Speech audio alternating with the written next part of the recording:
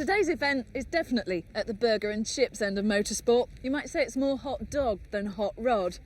We're here at Causey Park in Northumberland to sample a spot of autocross. And you don't even need a track for this kind of racing, just an empty field and a lot of old cars.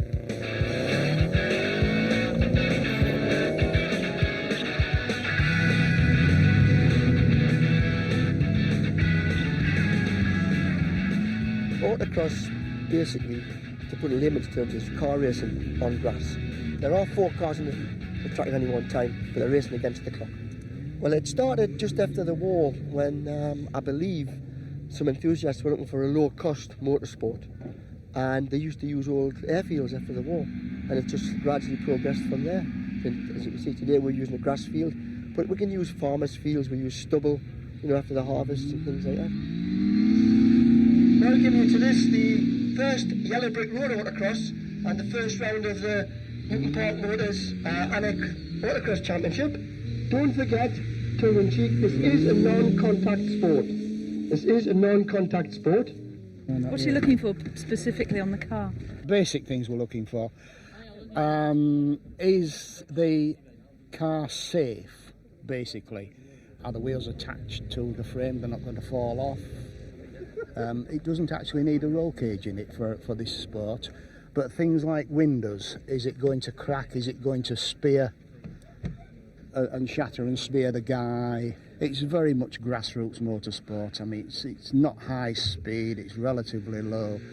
If you get into third gear around there, they'll be lucky. Just pull that off there. I used to drive a Maestro 2 litre, and I got myself a sponsorship deal, and he bought me this one for me. This is a bit more stylish than a Maestro. I don't know, it's a bit colder than a Maestro, but it seems alright. What is it? Tell me a bit more about magenta. it. A magenta? Yeah, it's definitely different. How long have you been in the sport? This is my 2nd year now. How did you do last year? I was joint first lady last year, and I come 5th in my class. Doesn't matter, Bob, just leave it. Well, I don't quite know what he's doing today. He's supposed to actually go round the track, not over the top of it. It's adrenaline, pure adrenaline. You've got it's an awful feeling. It's a terrible feeling. You're sitting down in the line, any racetrack, anywhere you are, and you have this horrible feeling inside your stomach. I hate it, but it is just fabulous. You've got to do it. You just got to do it. You've got to do it.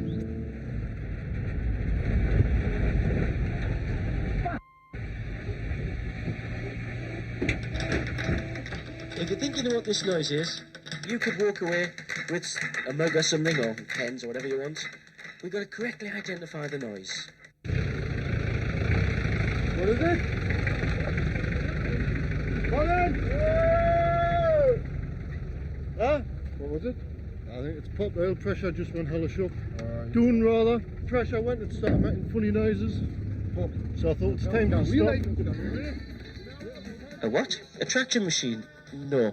It's a piece of sports equipment, I'll tell you now, and I had to stand on a big chair to reach it.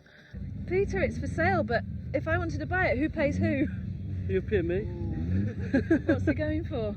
1,500. 1,500? But it doesn't look... I know, but it's the engine that's the best bit. That's all that It's got a great matters. engine, has it?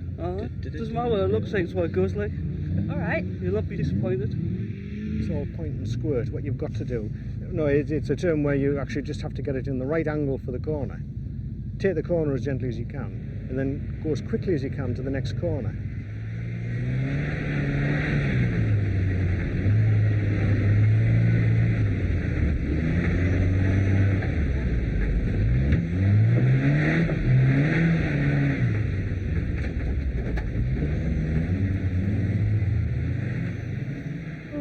I tell you, it's days like today that the dedication of these grassroots racers really shines through.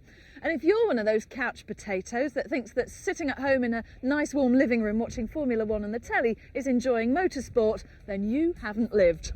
If you believe that, you believe anything.